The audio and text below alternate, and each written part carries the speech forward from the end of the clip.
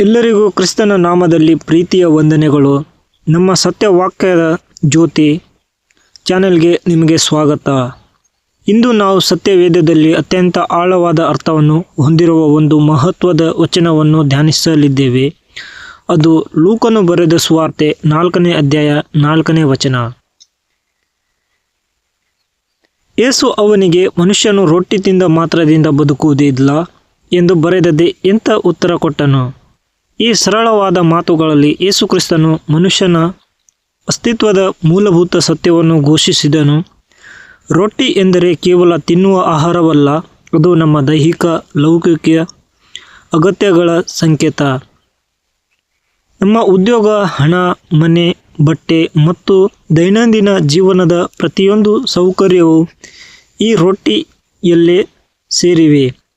ಹಾಗಾದರೆ ಯೇಸು ಹೇಳಿದ ಅರ್ಥವೇನು? ಮನುಷ್ಯನು ಕೇವಲ ಭೌತಿಕ ವಸ್ತುಗಳಿಂದ, ಕೇವಲ ಬದುಕಿನ ಓಡಾಟದಿಂದಲೇ ತನ್ನ ಜೀವನವನ್ನು ಪೂರ್ಣಗೊಳಿಸಲು ಸಾಧ್ಯವಿಲ್ಲ ಎಂಬುದೇ.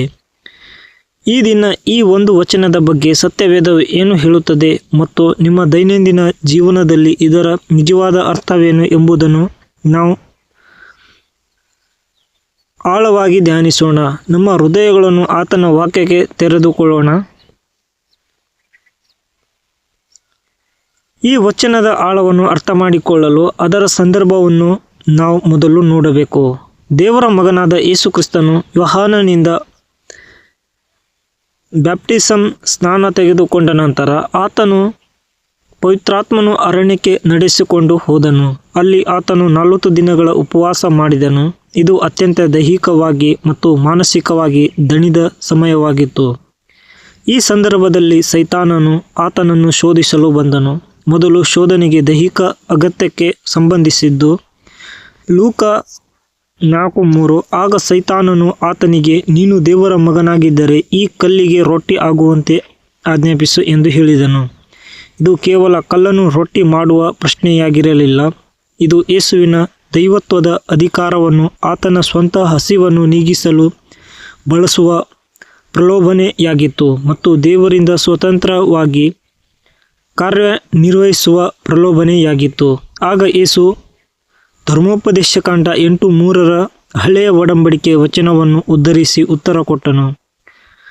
ಮನುಷ್ಯನು ರೊಟ್ಟಿ ತಿಂದ ಮಾತ್ರದಿಂದ ಬದುಕುವುದಿಲ್ಲ.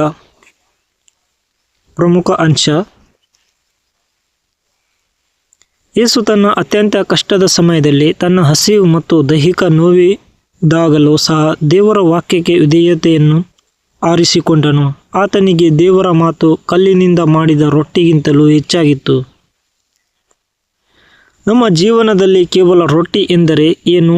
ಅದು ಕೇವಲ ದೈಹಿಕ ಆಹಾರವಲ್ಲ, ಇದು ಭೌತಿಕವಾದ ಎಲ್ಲವನ್ನು ಪ್ರತಿನಿಧಿಸುತ್ತದೆ. ಅದನ್ನು ನಾವು ಜೀವನದ ಮೂಲವೆಂದು ಪರಿಗಣಿಸುತ್ತೇವೆ. 1. ಭದ್ರತೆ ಮತ್ತು ಆರಾಮ. ಇಂದು ಅನೇಕ ಜನರು ತಮ್ಮ ಉದ್ಯೋಗ, ಬ್ಯಾಂಕ್ ಬ್ಯಾಲೆನ್ಸ್ ಮತ್ತು ಭದ್ರತಾ ವ್ಯವಸ್ಥೆಗಳಲ್ಲೇ ತಮ್ಮ ಜೀವನವನ್ನು ಕಂಡುಕೊಳ್ಳಲು ಪ್ರಯತ್ನಿಸುತ್ತಾರೆ. 2. ಸ್ಥಾನಮಾನ ಮತ್ತು ಹೆಸರು. ನಾವು ಗಳಿಸುವ ಗೌರವ, ಬಿರುದುಗಳು, ಸಮಾಜದಲ್ಲಿ ನಮಗೆ ಸಿಗುವ ಮನ್ನಣೆ ಇವೆಲ್ಲವೂ ನಮ್ಮನ್ನು ಬದುಕಿಸುತ್ತದೆ ಎಂದು ನಾವು ಭಾವಿಸುತ್ತೇವೆ. 3. ಸಂಪತ್ತು ಮತ್ತು ಸೌಕರ್ಯ. ಅತ್ಯುತ್ತಮ ಕಾರು, ದೊಡ್ಡ ಮನೆ, ದುಬಾರಿ ವಸ್ತುಗಳು ಇವುಗಳ ಹಿಂದೆ ಓಡುವುದೇ ನಮ್ಮ ಜೀವನದ ಉದ್ದೇಶವಾಗಿದೆ. ನೋಡಿ, ಸತ್ಯವೇದವು ಈ ವಸ್ತುಗಳು ಕೆಟ್ಟವು ಎಂದು ಹೇಳುವುದಿಲ್ಲ. ಆದರೆ ಕೇವಲ ರೊಟ್ಟಿ ತಿಂದ ಮಾತ್ರದಿಂದ ಬದುಕುವುದು ಎಂದರೆ ಇವುಗಳಲ್ಲೇ ನಿಮ್ಮ ಸಂಪೂರ್ಣ ಜೀವನವನ್ನು ಮತ್ತು ನಿಮ್ಮ ಸಂತೋಷವನ್ನು ಕಂಡುಕೊಳ್ಳಲು ಪ್ರಯತ್ನಿಸುವುದು. ಇವೆಲ್ಲವೂ ನಮ್ಮನ್ನು ಒಂದಲ್ಲ ಒಂದು ದಿನ ಕೈಬಿಡುತ್ತವೆ. ರೊಟ್ಟಿ ತಿಂದರೂ ಒಂದು ದಿನ ಹಸಿವಾಗುತ್ತದೆ. ಖಜಾನೆ ಎಲ್ಲಿದ್ದರೂ ಒಂದು ದಿನ ಕಡಿಮೆಯಾಗುತ್ತದೆ. ಹಾಗಾಗಿ ಮನುಷ್ಯನ ಆತ್ಮಕ್ಕೆ ಈ ವಸ್ತುಗಳಿಂದ ಶಾಶ್ವತ ತೃಪ್ತಿ ಸಿಗಲು ಸಾಧ್ಯವಿಲ್ಲ. ನಾವು ದೇವರಿಗಾಗಿ ಸೃಷ್ಟಿಸಲ್ಪಟ್ಟಿದ್ದೇವೆ ಮತ್ತು ದೇವರ ಸ್ಥಾನವನ್ನು ಇನ್ನಾವುದೇ ವಸ್ತು ತುಂಬಲಾರದು. ಯೇಸು ಹೇಳಿದ ಮಾತು ಪೂರ್ಣವಾಗುವುದು ಹೇಗೆ? ಮನುಷ್ಯನು ಕೇವಲ ರೊಟ್ಟಿಯಿಂದಲ್ಲ, ಆದರೆ ದೇವರ ಬಾಯಿಂದ ಹೊರಡುವ ಪ್ರತಿಯೊಂದು ವಾಕ್ಯದಿಂದ ಜೀವಿಸುತ್ತಾನೆ. ಇದು ಮೂಲ ಧರ್ಮೋಪದೇಶಕಾಂಡ 8:3 ಪೂರ್ಣವಾಗಿ ಇದೆ.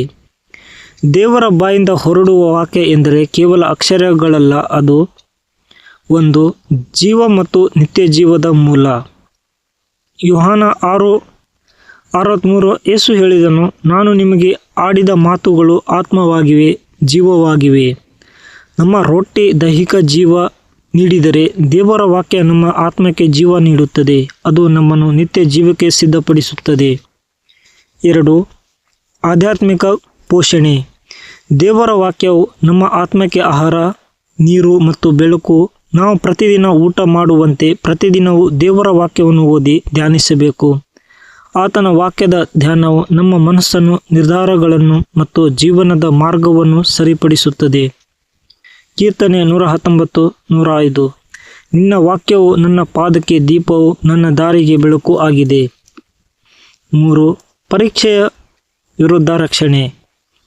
ಯೇಸು ಅರಣ್ಯದಲ್ಲಿ ಸೈತಾನನನ್ನು ಸೋಲಿಸಲು ರೊಟ್ಟಿಯನ್ನಾಗಲಿ ಶಕ್ತಿಯನ್ನಾಗಲಿ ಬಳಸಲಿಲ್ಲ. ಬದಲಾಗಿ ಆತನು ದೇವರ ವಾಕ್ಯವನ್ನೇ ತನ್ನ ಕತ್ತಿಯನ್ನಾಗಿ ಉಪಯೋಗಿಸಿದನು. ನಮ್ಮ ಜೀವನದಲ್ಲೂ ಸಮಸ್ಯೆಗಳು, ಪ್ರಲೋಭನೆಗಳು ಬಂದಾಗ ನಮ್ಮ ಬ್ಯಾಂಕ್ ಬ್ಯಾಲೆನ್ಸ್ ಅಥವಾ ಅಧಿಕಾರ ನಮಗೆ ಸಹಾಯ ಮಾಡುವುದಿಲ್ಲ. ದೇವರ ವಾಕ್ಯವೇ ನಮ್ಮನ್ನು ಬಲಪಡಿಸುವ ಮತ್ತು ದಾರಿದೀಪವಾಗುವ ಏಕೈಕ ಆಯುಧ. 4. ವಿಧೇಯತೆ. ರೊಟ್ಟಿಯಿಂದ ಬದುಕುವುದು ಅಂದರೆ ನಾನು ನನ್ನನ್ನು ಉಳಿಸಿಕೊಳ್ಳುತ್ತೇನೆ ಎಂದರ್ಥ. ದೇವರ ವಾಕ್ಯದಿಂದ ಬದುಕುವುದು ಅಂದರೆ ದೇವರು ನನ್ನನ್ನು ಉಳಿಸುತ್ತಾನೆ, ಆತನ ಚಿತ್ತವೇ ನನ್ನ ಜೀವನ ಎಂದರ್ಥ. ದೇವರ ವಾಕ್ಯವನ್ನು ಓದಿ ಕೇಳಿ ಅದನ್ನು ಪಾಲಿಸುವ ಮೂಲಕವೇ ನಾವು ದೇವರೊಂದಿಗೆ ನಿಜವಾದ ಐಕ್ಯತೆಯನ್ನು ಕಂಡುಕೊಳ್ಳುತ್ತೇವೆ. ಹಾಗಾದರೆ ಇದರ ಅರ್ಥವೇನು? ನಾವು ಕೆಲಸ ಬಿಟ್ಟು ಹಣ ಗಳಿಸುವುದನ್ನು ನಿಲ್ಲಿಸಿ ಕೇವಲ ಬೈಬಲ್ ಹಿಡಿದುಕೊಂಡು ಕೂರಬೇಕೇ? ಖಂಡಿತ ಇಲ್ಲ. ಕ್ರೈಸ್ತ ಜೀವನದಲ್ಲಿ ಸಮತೋಲನ ಮುಖ್ಯ. ರೊಟ್ಟಿ ದೈಹಿಕ ಅಗತ್ಯ. ನಮ್ಮ ದೈನಂದಿನ ಜವಾಬ್ದಾರಿಗಳನ್ನು ನಿರ್ವಹಿಸಬೇಕು, ಕೆಲಸ ಮಾಡಬೇಕು, ಕುಟುಂಬವನ್ನು ಪೋಷಿಸಬೇಕು. 1 ತಿಮೋಥೆ 5:8 ಹೇಳುತ್ತದೆ, ತನ್ನವರಿಗೆ ವಿಶೇಷವಾಗಿ ತನ್ನ ಮನೆಯವರಿಗೆ ಉಪಕಾರ ಮಾಡದವನು ವಿಶ್ವಾಸವನ್ನು ಅಲ್ಲಗಳೆದವನಾಗಿದ್ದಾನೆ ಮತ್ತು ಅವನು ಅವಿಶ್ವಾಸಿಯವರೊಂದಿಗಿಂತ ಕೆಟ್ಟವನಾಗಿದ್ದಾನೆ. ದೇವರ ವಾಕ್ಯ ಆತ್ಮಿಕ ಅಗತ್ಯ. ಆದರೆ ಈ ದೈಹಿಕ ಜವಾಬ್ದಾರಿಗಳು ನಮ್ಮನ್ನು ದೇವರ ವಾಕ್ಯದಿಂದ ದೂರ ಮಾಡುವಂತೆ ಆಗಬಾರದು. ನಾವು ಮೊದಲ ಸ್ಥಾನವನ್ನು ದೇವರಿಗೆ ಕೊಡಬೇಕು. ಯೇಸು ಹೇಳಿದನು, ಮೊದಲು ದೇವರ ರಾಜ್ಯವನ್ನು ಮತ್ತು ಆತನ ನೀತಿಯನ್ನು ಹುಡುಕಿರಿ, ಇವುಗಳ ಜೊತೆಗೆ ಉಳಿದವುಗಳನ್ನೆಲ್ಲ ನಿಮಗೆ ಅನುಗ್ರಹಿಸಲಾಗುವುದು. ಮತ್ತಾಯ 6:33. ದೈಹಿಕ ಅಗತ್ಯಗಳಿಗೆ ಓಡುವ ಮೊದಲು ಪ್ರತಿದಿನ ದೇವರ ವಾಕ್ಯದಲ್ಲಿ ಸಮಯ ಕಳೆಯಿರಿ. ದೇವರ ವಾಕ್ಯದ ಬೆಳಕಿನಲ್ಲಿ ನಿಮ್ಮ ನಿರ್ಧಾರಗಳನ್ನು ತೆಗೆದುಕೊಳ್ಳಿ. ಆಗ ನಿಮಗೆ ತಿಳಿದು ಬರುತ್ತದೆ ನಿಮ್ಮ ನಿಜವಾದ ಶಕ್ತಿ, ನಿಮ್ಮ ನಿಜವಾದ ಸಂತೋಷ ಮತ್ತು ನಿಮ್ಮ ಶಾಶ್ವತ ಭದ್ರತೆ ರೊಟ್ಟಿಯಲ್ಲ, ಆದರೆ ದೇವರ ಕೈಯಲ್ಲಿದೆ. ಆತ್ಮೀಯ ಸಹೋದರ ಸಹೋದರಿಯರೇ, ದೇವರ ವಾಕ್ಯವು ಕೇವಲ ಓದುವ ಪುಸ್ತಕವಲ್ಲ, ಅದು ಜೀವಿಸುವ ರೊಟ್ಟಿ. ನಮ್ಮ ಜೀವನವನ್ನು ಕೇವಲ ಲೌಕಿಕ ಗುರಿಗಳ ಸುತ್ತಲೇ ಕಟ್ಟುವ ಬದಲು ಯೇಸು ಕ್ರಿಸ್ತನು ಹೇಳಿದಂತೆ ಪ್ರತಿದಿನವೂ ಪ್ರತಿ ನಿರ್ಧಾರದಲ್ಲೂ ದೇವರ ಬಾಯಿಂದ ಹೊರಡುವ ಪ್ರತಿಯೊಂದು ವಾಕ್ಯದಿಂದ ನಾವು ಜೀವಿಸಲು ನಿರ್ಧರಿಸೋಣ. ನೀವು ಯಾವ ವಿಷಯದಲ್ಲಿ ಹಸಿವಾಗಿದ್ದೀರಿ? ಹಣಕ್ಕಾಗಿ, ಗೌರವಕ್ಕಾಗಿ? ಯೇಸು ಹೇಳುತ್ತಾನೆ, ನಿಜವಾದ ಜೀವವು ದೇವರ ವಾಕ್ಯದಲ್ಲಿದೆ. ಇಂದು ಆತನ ಬಳಿಗೆ ಬನ್ನಿ.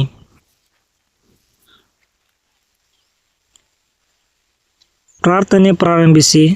ಒಂದು ಸಣ್ಣ ಪ್ರಾರ್ಥನೆ. ಪ್ರೀತಿಯ ನಮ್ಮ ತಂದೆಯೇ, ಯೇಸು ಕ್ರಿಸ್ತನ ನಾಮದಲ್ಲಿ ನಿಮ್ಮ ಬಳಿಗೆ ಬರುತ್ತೇವೆ.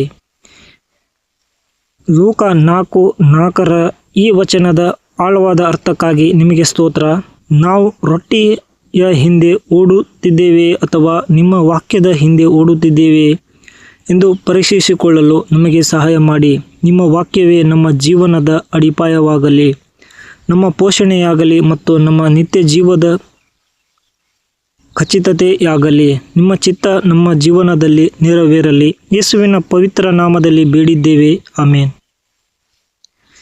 ಈ ವಿಡಿಯೋ ನಿಮಗೆ ಆಶೀರ್ವಾದವಾಗಿದ್ದರೆ ದಯವಿಟ್ಟು ಲೈಕ್ ಮಾಡಿ, ನಿಮ್ಮ ಸ್ನೇಹಿತರೊಂದಿಗೆ ಹಂಚಿಕೊಳ್ಳಿ ಮತ್ತು ಮತ್ತಷ್ಟು ಆಳವಾದ ಸತ್ಯವೇದದ ಪಾಠಗಳಿಗಾಗಿ ನಮ್ಮ ಚಾನಲ್ಗೆ ಸಬ್ಸ್ಕ್ರೈಬ್ ಮಾಡಿ. ನಿಮ್ಮ ಅಭಿಪ್ರಾಯಗಳನ್ನು ಕಮೆಂಟ್ನಲ್ಲಿ ತಿಳಿಸಿ. ದೇವರು ನಿಮ್ಮನ್ನು ಆಶೀರ್ವದಿಸಲಿ.